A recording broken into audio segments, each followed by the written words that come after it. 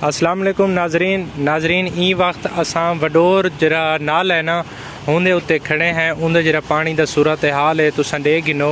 ई वक्त जरा टाइम है वो है 11:30 19 अगस्त 2022। ये जरा पानी है ना निस्बत कल दे बहुत थोड़ा है, ठीक है। असां तो कोई चीज़ अपडेट करेंदे प्यों कि पानी मतलब कल दे निस्बत बहुत कम पानी है, कल इत्थों के लिए ज़्यादा पानी है। असां तो को हर अद्धे घंटे बाद अपडेट करेंदे रह वैसों ताकि तुसां ये मतलब आगाही तो को थी वे, क्योंकि बाज़ इतना ऐसे घर हैं बहुत सारे जिन्हें को पता ही नहीं लगा उन्हें दे घर पानी आ गए। ही वास्ते अपडेट कराना बहुत ज़रूरी है, ठीक है।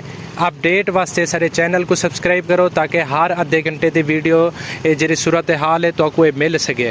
ई वक्त तुसें पानी का सूरत हाल लेकिन सो वडोर का जरा नाल है ना इंदे उत्ते असां ई वक्त मौजूद हैं, ठीक है। तुसें दे गिनो पानी का जरा प्रेशर है ये तुसें दे गिनो सारा कुछ, ठीक है। वडोर दा नाले दे उत्ते असां खड़े हैं। मजीद अपडेट वास्ते असां भी वीडियो बने सो अद्धे घंटे बाद वो क्या सूरत हाल हो सी वो तुहाडे नाल शेयर करे सो।